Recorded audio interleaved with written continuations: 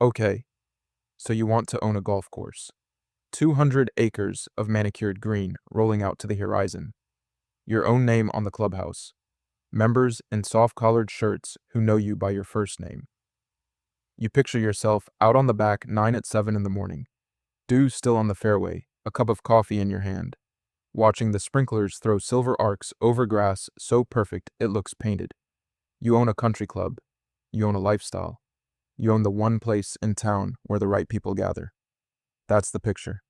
That's what the sales brochure sells you. That's what the aerial drone footage in the listing is engineered to make you feel. Here's what the brochure doesn't show you. The irrigation pump station that failed in the July heat and cost $60,000 to rebuild, while the fairways browned out in front of paying members. The greens that got hit with a fungus after a wet week and had to be resodded before a member guest tournament. The $40,000 mower that spends more time in the shop than on the grass. And the fact that half the golf courses that opened during the boom years are now worth less than the raw dirt they sit on. Because the one thing nobody told you is that a golf course is not an asset that appreciates while you sleep. It is an asset that dies a little every single day you don't spend money on it. Golf courses are one of the most misunderstood businesses in America. From the outside, it looks like leisure. It looks like prestige. It looks like you're selling a good time to people who have money to burn. On the inside, it looks like a farm, an enormously expensive farm that grows a crop nobody eats, that you have to irrigate, fertilize, mow, and protect from insects, disease, drought, and frost. 365 days a year, whether one golfer shows up or 300 do. Some golf courses genuinely make money. Some quietly bleed their owners for years while the land underneath them slowly becomes worth more than the golf ever was. And some destroy the people who bought them chasing a dream they never fully understood. By the end of this, you'll know exactly which kind you're most likely to buy and why. Before we talk about money, we need to talk about what a golf course actually is. Because golf course is one of those phrases that describes about 6 completely different businesses that happen to share the same grass. A private, member-owned club sells exclusivity and belonging. The members literally own the place through their equity, and the goal isn't profit. It's not losing too much money while keeping the dining room nice. A daily fee public course sells access one round at a time to whoever walks up with a credit card. A resort course sells an experience bundled into a hotel stay, where the round is really just a reason to book 3 nights.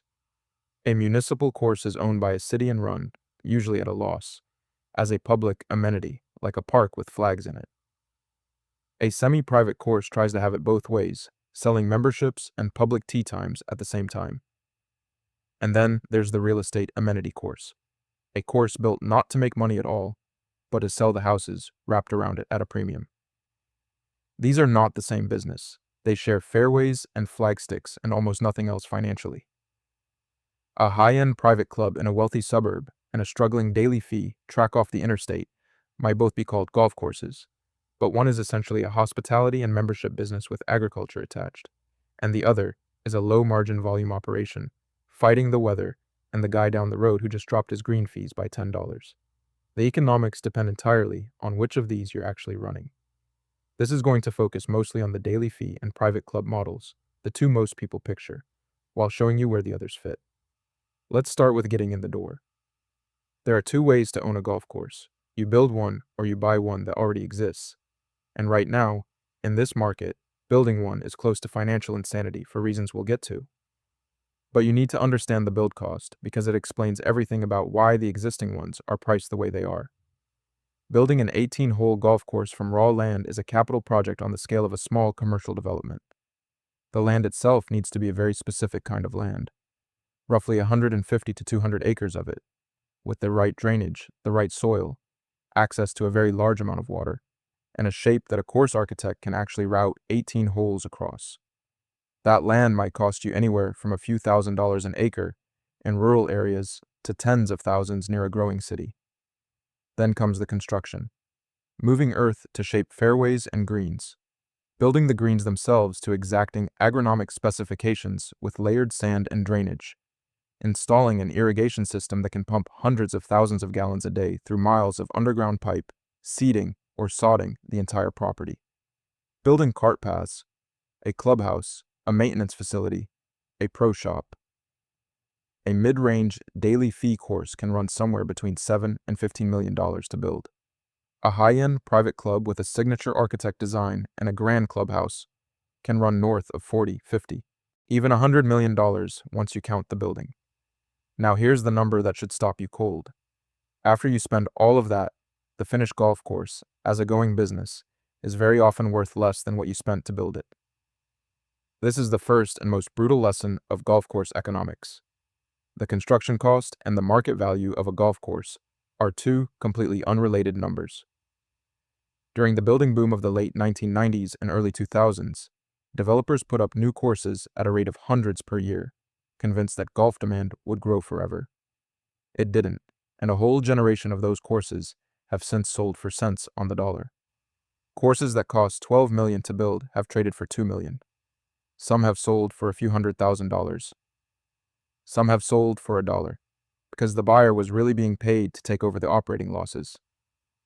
That is not a typo. Golf courses have changed hands for $1 because the annual cost of keeping them alive was worth more than the course itself. So when you buy an existing course, understand what the price tag is telling you. You're not really buying grass and buildings. You're buying a bet on demand, on whether enough people in this specific location will pay to play this specific course often enough to cover a cost structure that does not care whether they show up. And the cheap ones are cheap for a reason, exactly the same way cheap ranch land is cheap for a reason. The bargain course is usually bargain priced because it loses money, and buying it doesn't fix the reason it loses money. It just transfers that reason to you. Say you bought one anyway. You close the deal, you've got the keys to the clubhouse. You think you own a golf course. What you actually own is a very large piece of living, thirsty real estate that starts costing you money the moment the sun comes up. Because before we even get to running the business, there's a category of cost that blindsides nearly every first-time owner, and it comes down to one word: water. Water is to a golf course what feed is to a cattle ranch. It is the single largest variable that separates a profitable operation from a losing one, and it is almost entirely outside your control. A typical 18-hole course consumes somewhere between 100,000 and 1 million gallons of water a day during the growing season, depending on the climate. In the desert Southwest, where the grass is fighting the environment every hour of daylight, a course can use hundreds of millions of gallons a year. That water either comes from a well you drilled, a municipal supply you pay retail rates for, a lake or river you hold rights to, or reclaimed wastewater you've built infrastructure to receive. And every one of those sources is getting more expensive, more regulated, and in the drought-prone West, more likely to be rationed or cut off entirely. There are courses in Arizona and California whose entire viability now rests not on how many golfers they attract, but on whether they can secure water at a price that doesn't swallow the whole operation. A course that loses its cheap water source can go from profitable to unsellable in a single season. Then there's the irrigation system that moves all that water.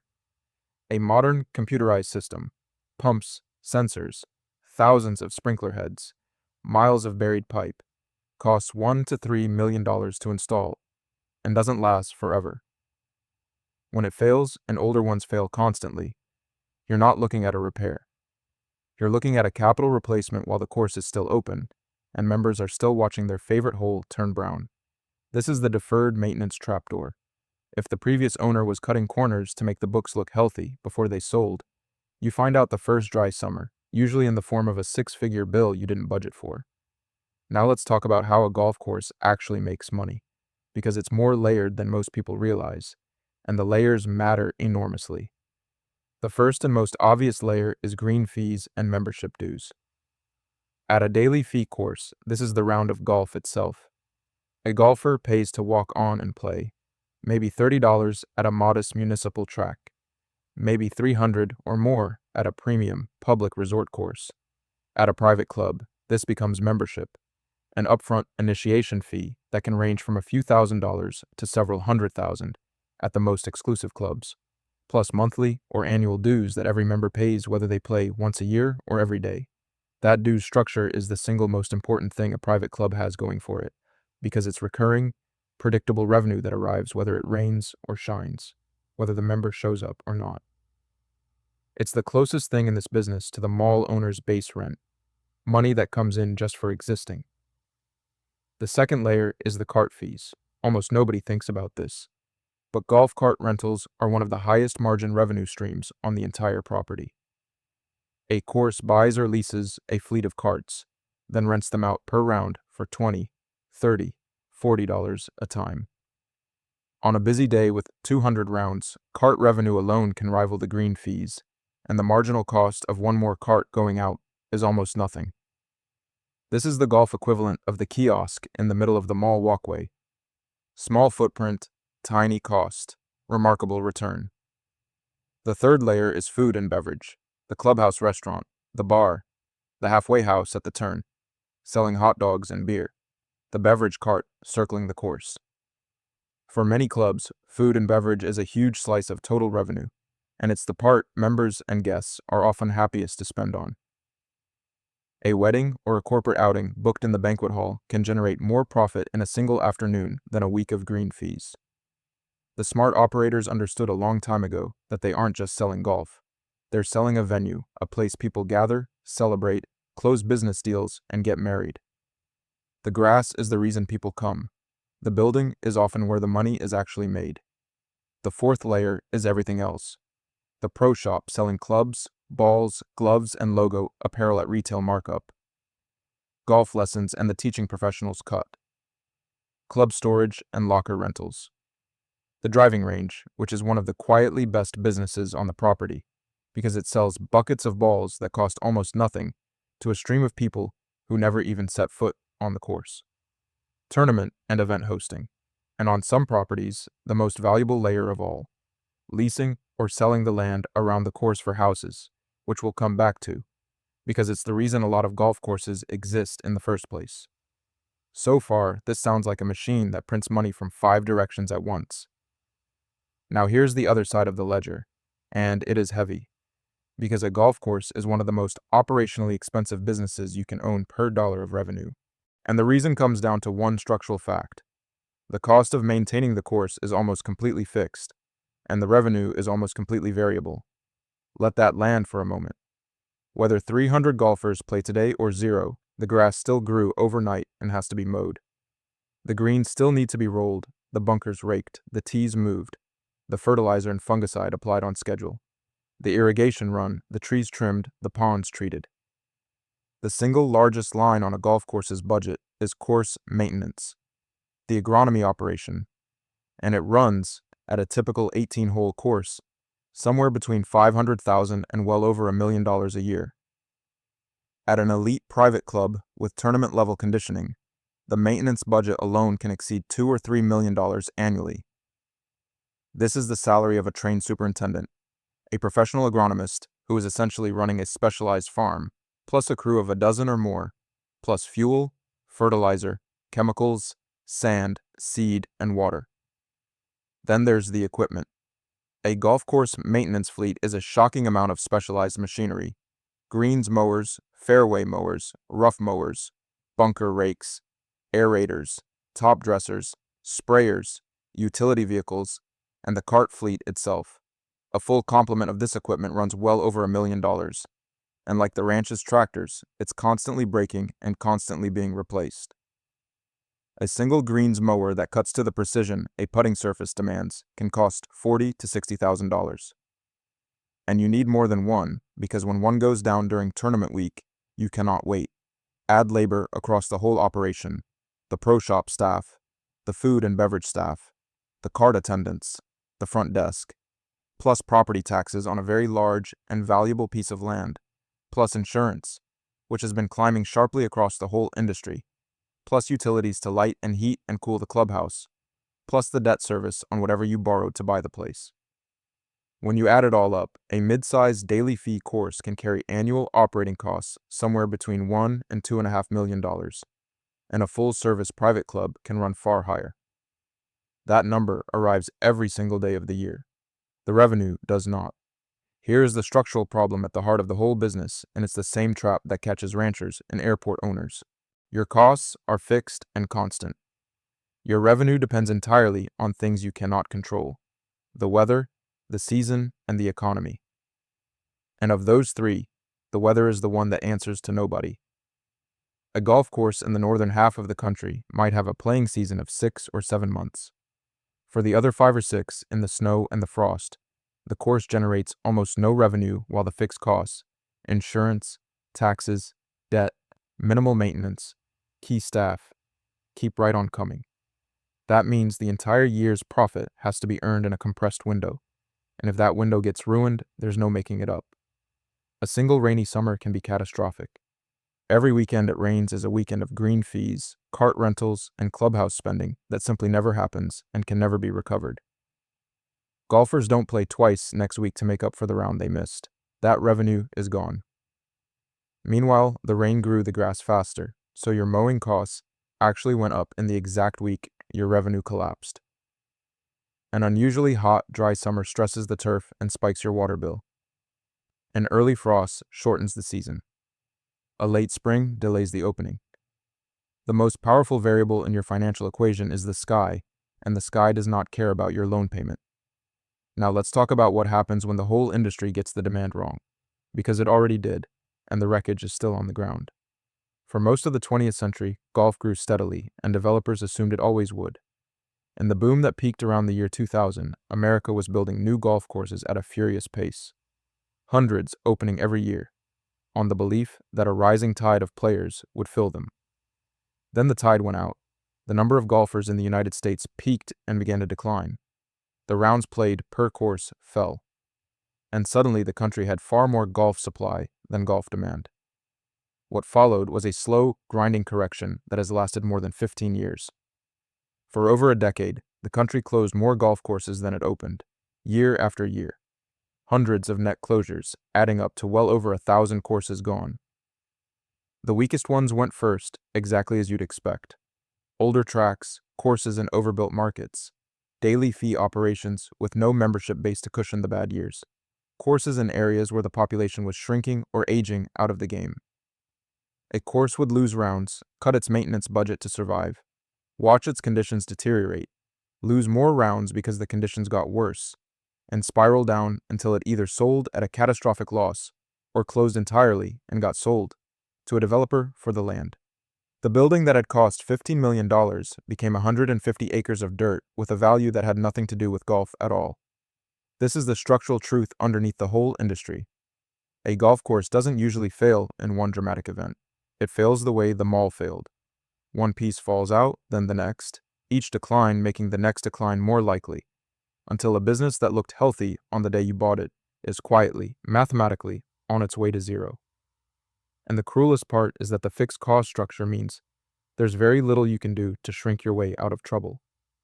You can't run half a golf course. The whole 18 holes need water and mowing, whether you have 50 members or 500. So, who survives? The same kind of operator who survives in ranching. The one who built revenue from more than one place, and the one who understood what the asset was really for. The courses that thrive today did it by refusing to be only a golf course. They lean hard into food and beverage and turn the clubhouse into a year-round events and wedding venue that makes money in January when the course is under snow. They build out the driving range into a full entertainment destination, lit at night with heated bays and food service. Because a range full of casual visitors who will never play 18 holes is a higher margin business than golf itself. They add tennis, pools, fitness, and dining, and become a family club rather than a golf club, spreading their revenue across a whole household instead of one golfer. And the smartest ones understood the real secret of the industry from the very beginning, which brings us to the thing the brochure will never tell you. Here's the question that puzzles people who look at these ugly operating numbers. If golf courses are such marginal businesses, thin margins, brutal fixed costs, declining demand, why do developers keep building them? And why do wealthy people keep buying them? The answer, for a huge portion of the golf courses in this country, is that the golf was never the point. The land was the point. A golf course wrapped around a residential development does something remarkable to the value of the houses. Lots that back onto a fairway sell for a substantial premium, often 20, 30, even 50% more than an identical lot one street back with no view. The developer builds the course not as a business, but as an amenity, a marketing tool, a way to sell hundreds of homes at a higher price and faster than they otherwise would. Do the math on that. If a golf course costs $10 million to build but lets you add $50,000 of premium to each of 500 lots, that's $25 million of additional real estate value created by the course. The course itself can lose money every single year, and the project still wins enormously. This is why so many courses exist in places that could never support them on green fees alone. The golf is a loss leader. The homes are the business, and then there's the same land and tax logic that drives the billionaires buying ranches. Golf course land is often extremely valuable underlying real estate held in a form that, as long as it operates as a golf course, may carry favorable open space or agricultural tax treatment and low property assessments. The owner runs the golf operation at break-even or a small loss, enjoys the lifestyle and the status of owning it, and sits on a very large, appreciating piece of land in a location that only gets more valuable as the city grows toward it. And if the golf economics ever truly stop working, there's an exit that no other business has. You close the course, rezone the land, and sell it to a home builder. The 200 acres that made a mediocre living as a golf course can make a fortune as a residential subdivision. The golf is the cover charge. The land is the wealth. Let's build an honest scenario, not a best case and not a worst case, for a mid-sized daily fee course someone buys hoping to run a real business. Say you buy an 18-hole public course for $4 million, putting a chunk down and financing the rest, leaving you with debt service of roughly $300,000 a year. The course does 35,000 rounds a year at an average total spend, green fee, cart, and a beer at the turn, of about $70 a round. That's roughly $2.5 million in golf-related revenue. Add another $600,000 from food, beverage, events, and the pro shop, and you're at a little over $3 million in total revenue. Now the costs. Course maintenance and the agronomy crew, $800,000. General labor across the operation, $700,000. Water and utilities, $300,000. Insurance, property taxes, and administration, $400,000. Equipment leasing and repairs, $200,000. Debt service, $300,000. That's around $2.7 million in costs against $3.1 million in revenue. In a good year, a dry, warm, long season with no equipment disasters, you clear a few $100,000 of profit on a $4 million purchase. A return in the low single digits. A savings account is competitive with that. Now the bad year. A wet spring pushes your opening back 3 weeks. A rainy stretch wipes out 6 summer weekends, and your rounds fall from 35,000 to 28,000.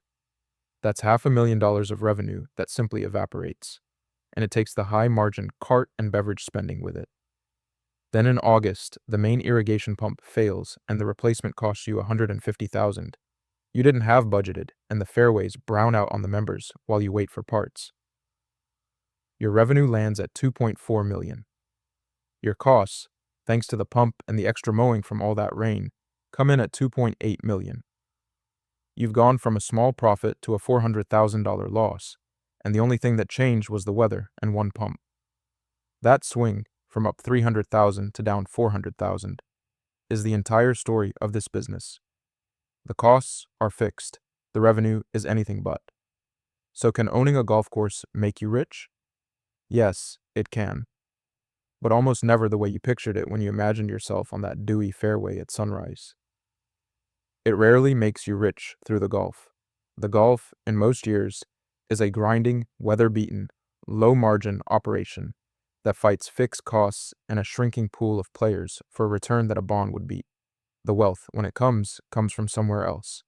From the food and beverage and the events. From turning the range into an entertainment business. From the membership base that pays whether it plays or not. And above all, from the land. The homes it sells, the taxes it shelters, and the acreage that quietly appreciates underneath the grass until one day it's worth more than the golf ever was. The people who win in this business are not the ones who love golf the most. Everyone who buys a golf course loves golf. The ones who win are the ones who understood, before they signed, that they were not really buying a game. They were buying a very expensive, very thirsty, very beautiful piece of land, and a fixed cost structure that would test them every single season the sky decided to open up. The romance of the golf course is real. The economics of the golf course are unforgiving, and the people who thrive out here are the ones who can hold both of those truths in their head at the same time and buy accordingly.